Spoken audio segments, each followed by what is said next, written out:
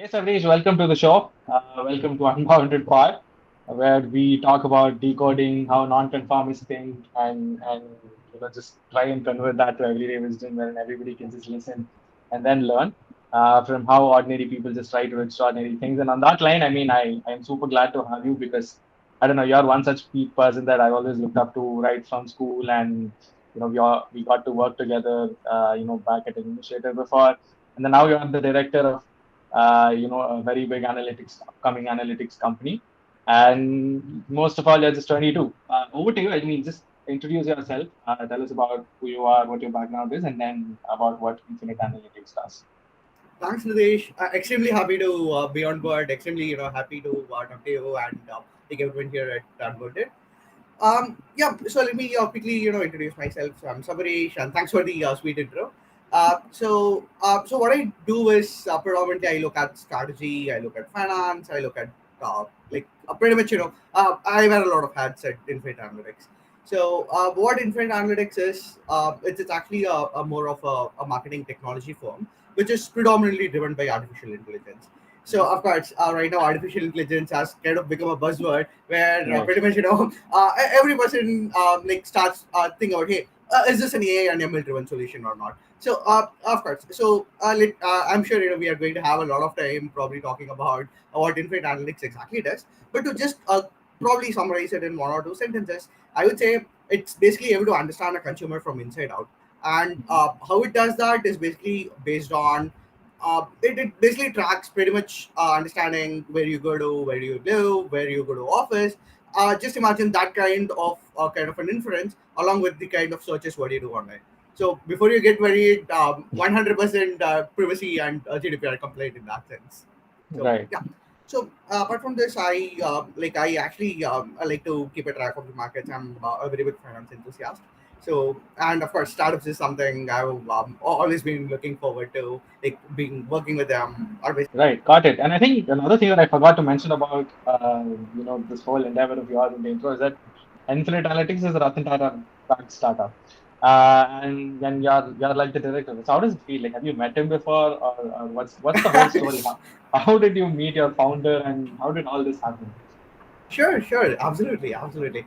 So when you talk about Infinite Analytics, we've been more of a services driven firm so far. So we have actually worked with a lot of extremely big names, like say the likes of Bajaj, the likes of Tata Motors, Coca-Cola, Pfizer, and a lot of these big names. And definitely at first I did feel a bit anxious about hey how as a business development as the person who is actually going to lead sales and business development here, I'm supposed to rope in clients like these, right? Right. So, of course, I did feel that probably there are big shoes to fill. But that said, I think it's been a crazy couple of months so far, but it's been very sweet as well. Right. So that said, of course, Ratan Tata did invest in our firm like back in 2015, like when we actually launched our seed round. Um, Sadly, I haven't met him yet, but really hope to meet him soon. Absolutely. Yeah.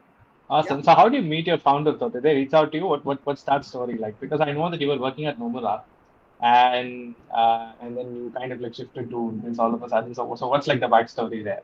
Sure, absolutely. So, as you know, I was an investment banking analyst at Novira like before this, and like I typically like to network with people in the sense that connect with them, understand what they are building, and so on. So, like I actually came across this particular company which was building some insane stuff. So, the actual tech which actually goes in the back end is pretty crazy. And Hmm. being a person who has also been into analytics for some time, and not just being on the business side of things, like I was actually able to understand the kind of potential this idea actually had. So I naturally I got extremely interested in the company, and especially given the lot of news we have been seeing around. For example, take Facebook for instance. So Facebook's a recent turmoil because of just for the fact that Apple made some privacy changes on their phone, and the stock dropped like extremely bad, right? So, but that said, this was something like a platform which was agnostic across platforms. So it's not like you're going to depend on Facebook's algorithm or say Google's algorithm to run your ads, Hmm. but it's going to do that for you, and it actually felt amazing in that sense. So slowly, turned into what started from a standard networking call, kind of became a full time role. Yeah, so pretty happy in that. That's a really crazy story, because I mean, back at Alinea, even when we were working, we were heading up the strategy, and we kind of like reached out to a lot of big people with NASCOM and all of those players. And yeah, I think it kind of makes sense that you would end up eventually in a role like this, because one thing that's really good is that you kind of try and set yourself up for luck a lot more than others do. And this is a concept that I find particularly interesting, because I mean, I've been trying to practice this a lot myself. And people just say that, hey, he's lucky, he was just there at the right place at the right time, and somehow things ended up. But if we really kind of like think about it, it's all just a numbers game. You do nine stupid things, and maybe one will work out, right? Out of all the 10 things that you do.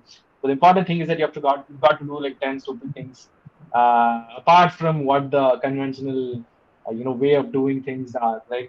And whatever it is that you've got to do, that's really necessary. So just throw in your 2 cents on that, and maybe try and quote an example from your past wherein things like that have worked out. Some stupid thing that you do, that you've done, and that got big. So yeah. Sure, sure, absolutely. So, absolutely, that's 100% true, Nitesh. So, when we talk about, I think the inherent thing what we as people have is we are not used to being said no to, right? So, and that actually feels bad, and that basically I think that's what hinders a lot of people from even trying something out.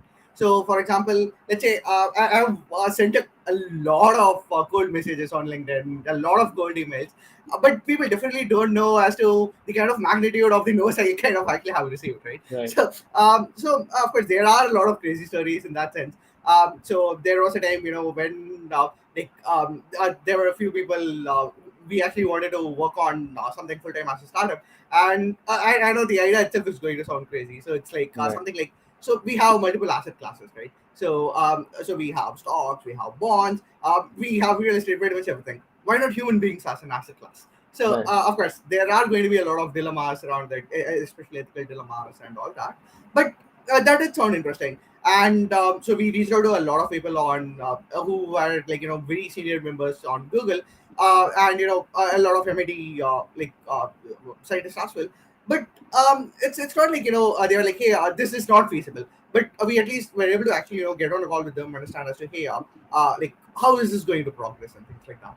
So I think that way, what is more important to actually do is like don't worry about probably failing in something.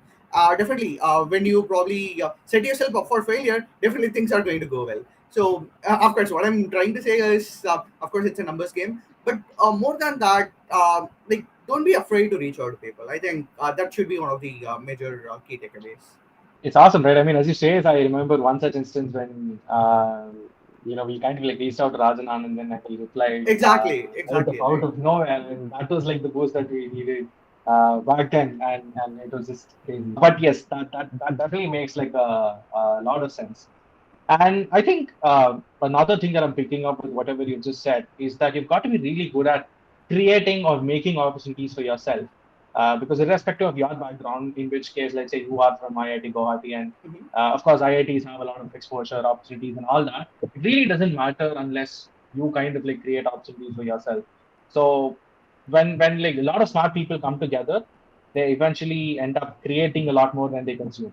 So talk about that, and I think even the infinite analytics the director role that you have right now is a virtue of you, in a way, trying to create an opportunity for yourself, right? You reached out to the networking call of some sort, and then that somehow converted. So how important is that, and how do you approach that?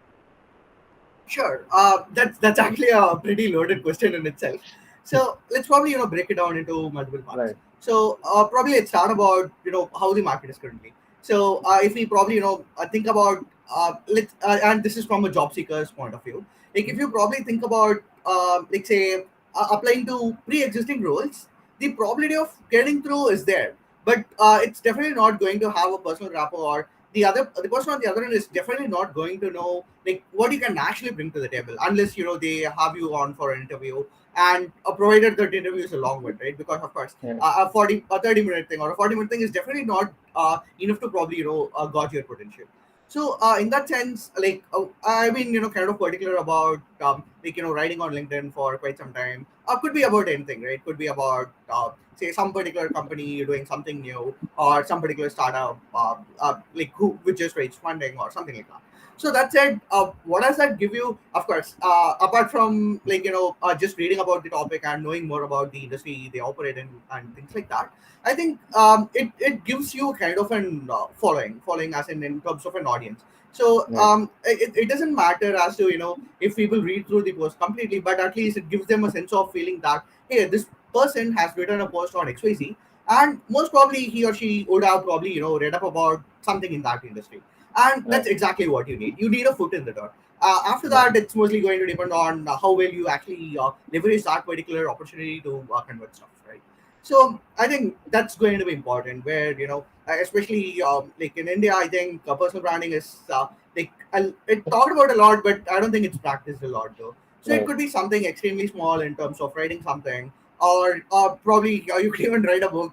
Of course, there could be there are a lot of things on the spectrum, but I think it's better to start small, and it's better to so people have kind of approached me and asked, hey, I have written like say 2 3 posts on LinkedIn so far and have only gotten like say 1 or 2 likes, so what do I do? So it's a long game, so I think right. patience is also a very big virtue in that. No, it absolutely makes sense. And I think documenting is probably one of the most underrated skill there is, and very, very kind of like less spoken about.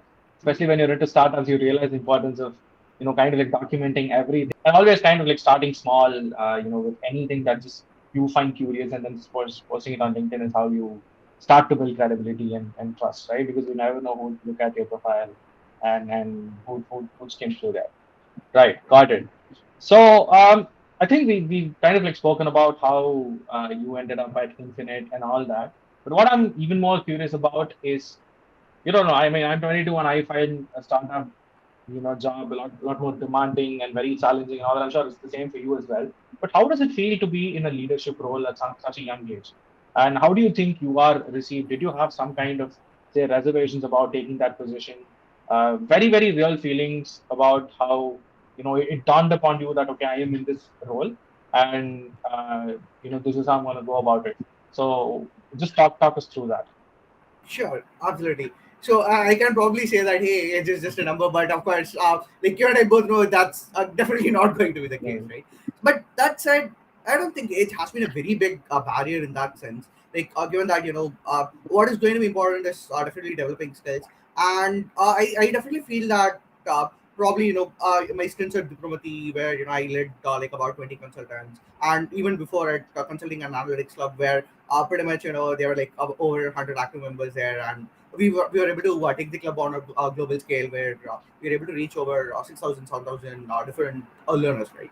So I think those were kind of like very big key learning points for me in terms of understanding what the other person wants, managing people, and basically managing expectations. Because I think like one of the key things which has been like a very stark contrast between my typical roles and leadership role what I have here is managing expectations. So right, previously, like it's like we used to probably managing expectations. I think we can probably go on talking about it for a lot of time. But I think what's going to be important is being realistic in terms of setting targets and also achieving them. So it's not like saying that hey, I'm going to do 100x from this number to yeah, by the next quarter or something. You need to be realistic, but of course, you would also need to be ambitious, and you need to drive people. So right, apart from doing stuff, I think it's also a lot about motivating people. But that said, like initially, I did have a lot of reservations because right, I think I probably could be one of the youngest on the team, and right, most of the people who report to me are a little bit older than me. So in that right. sense, but so far, like there hasn't been a very there hasn't been any issue on that front. So almost all of them are like it's mostly skill driven in that sense. No, yeah, I mean it's really awesome to see that people are very accepting of that because it's very very new for a lot of people here, and especially coming from this system where seniority is considered as equivalent to wisdom. You also mentioned about, let's say, picking up on the small things and learning. Initially when you got there, like after speaking to a lot of people, and very very little things like, okay, leadership about, setting very realistic targets and then just trying to achieve that, and in doing that you kind of like build some trust, and that's how you slowly get into the groove of things, right? So Yeah. what's your idea of learning? What's your idea of learning? Because I don't know, you done internships in HBS, Columbia, and multiple other places that you've worked. And I'm pretty sure some of those are very research intensive role. Into the role that you have, you must have a very, very steep learning curve in order to cope up with everything that's happening around you. So what's your idea of learning? How do you pick things up and then learn? Pretty simple. So it's like you get up, you do something. When you go to bed, you should feel like, hey, probably this day I have done something new or learned something new. It could be something extremely simple. So, for example, for the last week, I think most of the learning has been towards understanding geopolitical Right. things, given the all the current considerations going on. But that said, definitely, I think like if you learn something new every day, not necessarily something which is extremely oriented to your career at the moment, I think that counts as a win for me. So yeah, so that said, how I go about that is right now I would definitely say we are in an age where there's an information overload rather than us not having access to information. So I think probably having bite-sized information articles is definitely going to help a lot. So be it in terms of business, be it in terms of the overall geopolitical considerations, like everything. Of course, in today's world, there are if you want something, there is an app for it. So I Right. think probably figuring out what works best for you is definitely going to be key in that. So yeah, probably when you ask me how my typical day looks like, it's like probably you get up, Okay. before I drink coffee, I ensure to listen to one or two podcasts about the current finance scenario, so that I am actually aware about what's going on in the market, and so yeah, and apart from that, definitely a lot of time definitely goes into reading up about what's actually going on in my industry. Mhm. So yep, yep, And yeah, I think it's really good because this is not something that you can choose to do today and then you'll do it tomorrow. I mean, it has to be like a process. Even little things like, let's say I just listen to a podcast no matter what one day. Every single day I just listen to one episode. I read one page of a book every single day. You just do it. You just don't say that I'm going to do it and then you skip, right? And absolutely, I think it's absolutely. probably taken a lot of time for you as well. Also, I think for me, one of my biggest learning points, I think one of my where I think I take things is a lot from books. Books in the Right, sense that again, not necessarily just self-help books or something like Rich Dad Poor Dad or Psychology of Money or 0 to 1 kind of books, but right, could be anything, right? So, for example, right now I'm so there are a lot of these for dummies kind of books, say right. psychology for dummies, and I don't know, I know zilch or zero word psychology, but after reading that book you definitely get a sense of hey, so these are some interesting things, what do you pick on?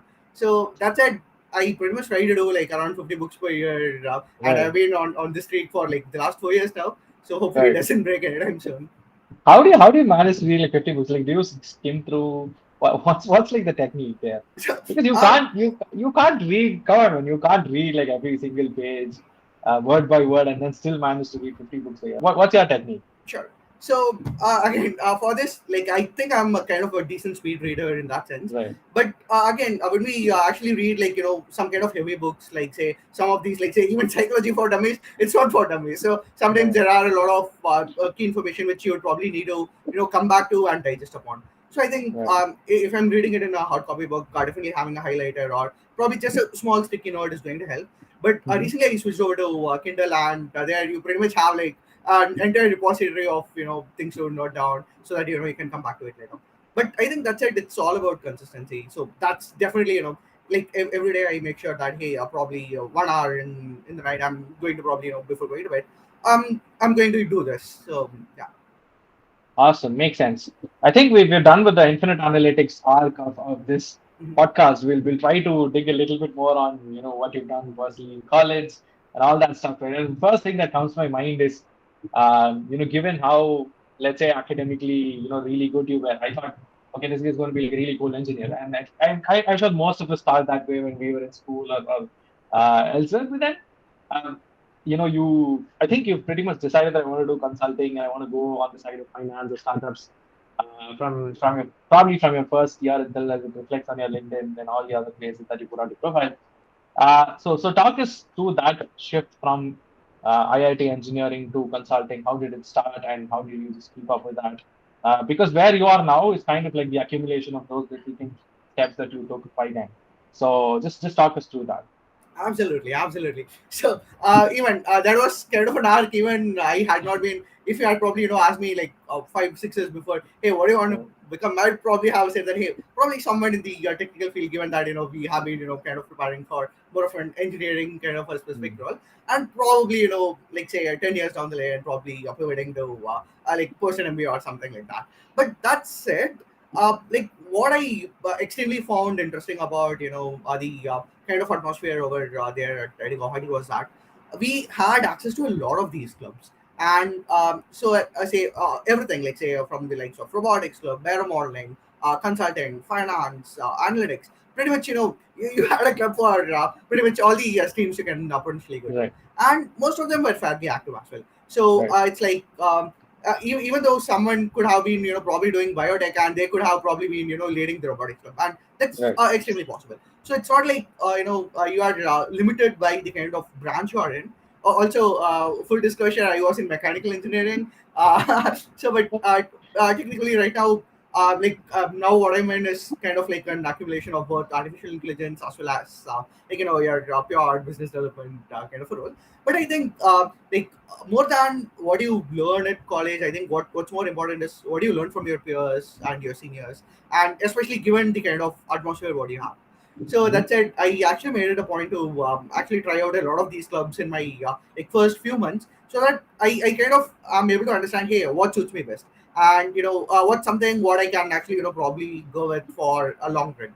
So that said, I kind of the days finally landed on like analytics and consulting back then, and right, like so far it's been a great ride over there. So I think like again the final key takeaway is that there are definitely going to be a lot of paths available to you in life, and are definitely I'm sure people are going to say, hey, test out all the paths, and I'm sure being on the I've heard this a lot from a lot right, of people. But that said, also it's extremely important for you to actually figure out what you want to do. But apart like once you do that, I think you should need to go all guns blazing on that. So don't leave any stone unturned. Make sure that you develop your skills on that. Make sure you do something which can actually set you apart from your peers. So yeah, right. No, I think as you said, like as good as it sounds to say experiment with a lot of things and then find your niche and then probably double down on it. The fundamental problem that most people miss when saying stuff like these is that I don't know, we are conditioned to stick with what we know, what we are doing.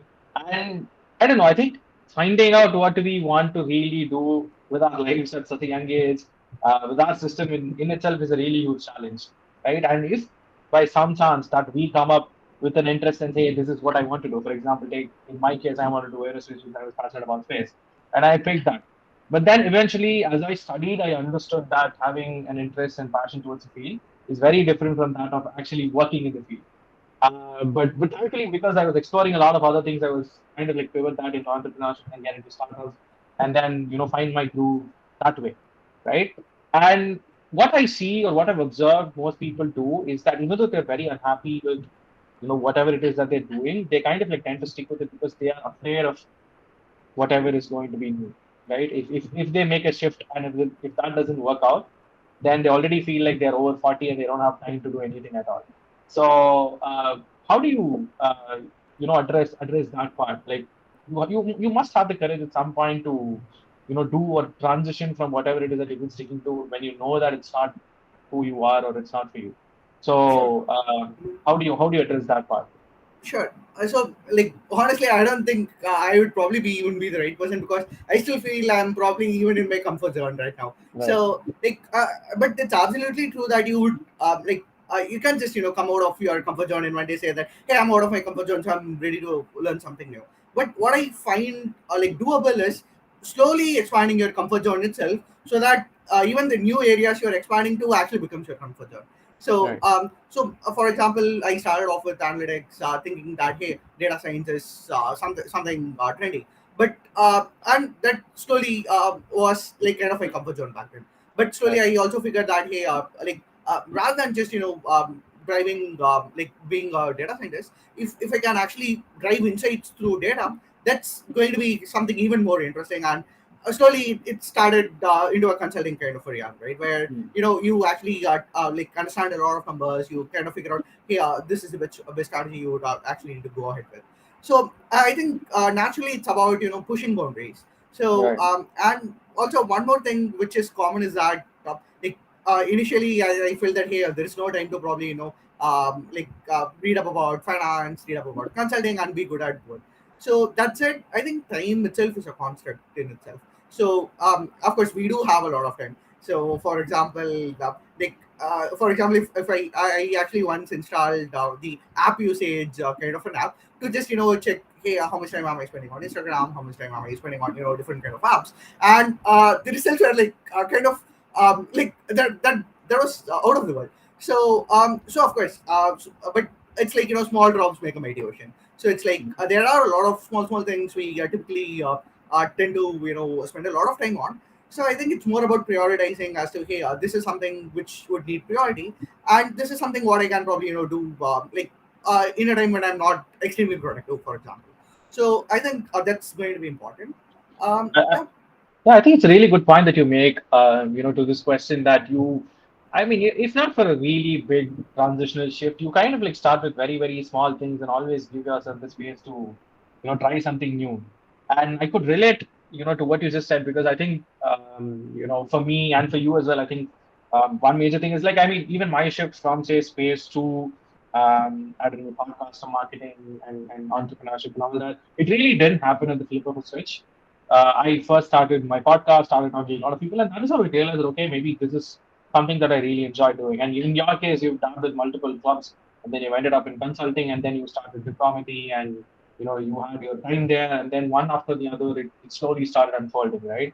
And it makes sense that they say that. I mean, you slowly expand the boundaries until the pond becomes one with the ocean. And if it's too sudden, then it's not right. exactly, exactly. And people always try to think of it as a very very sudden thing, Right. and that's why they're not able to make that shift. I think it's a really good point. I never actually thought about it that way until now. Absolutely. So So it's not like you're just going to wake up one day and say that, hey, so right, I've been, been in this role, and I think this is my new passion. It's definitely not right. going to happen like that. So, and if you also expect that, you're going to wake up with the realization saying that, hey, this is this is something which excites me, that's definitely not going to happen. So I think that's where, probably using your time effectively towards like understanding what other people do, even if say someone is a software developer, even if someone is customer executive, sales executive kind of role. Like what's actually important is you actually get a understanding about what's going on in different roles, what's going on in different industries,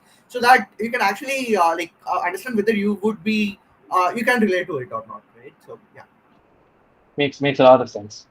All right. So some fun questions now as we near the end of the show.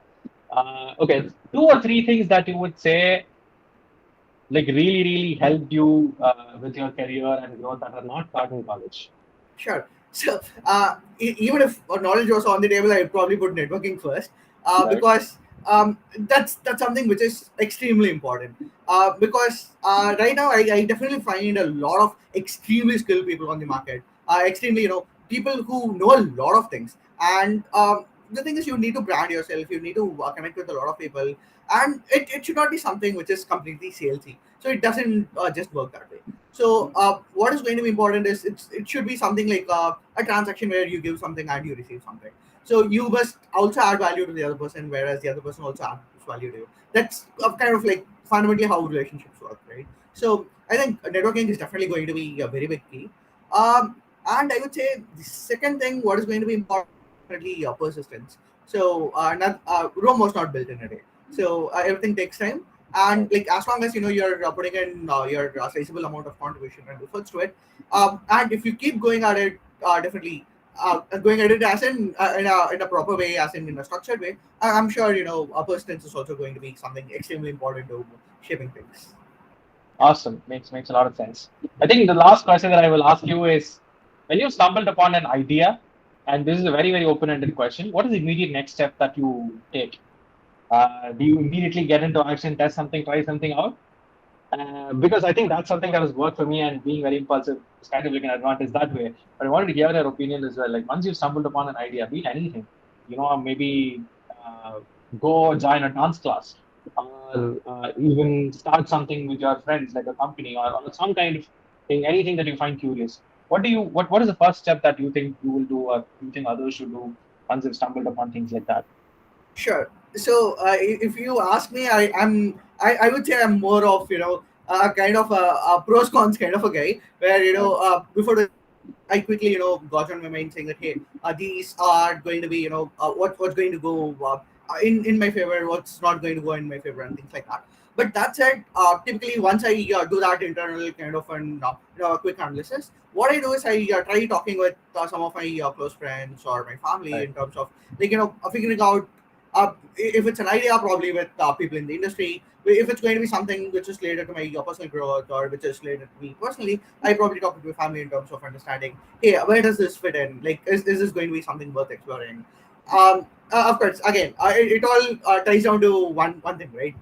The right, only kind of limited resource what we have in our life is time. So right, it's like uh, definitely ideas are going to be great. Definitely, there's going to be something out of the park, but that said, you definitely want to actually figure out, hey, this is something where I would need to go all in, and I would definitely need to spend a lot of time. So right. I think that's pretty much how I would go about it. Yeah. No, awesome. I genuinely enjoyed, everything that you had to say, and I think I find you very inspiring as well. And I'm sure a lot of people who are listening will find the same way as well. And I'm pretty sure we'll get back to doing this again. Probably when you meet Ratan Tata, you could talk about the experience of Absolutely. back Absolutely to right now. great being here. And really all the best with infinite analytics and everything that you choose to do, man. Great catching Thanks, up. Nitish. Thanks for hosting me, and a huge shout out to every person who's watching this. Good luck.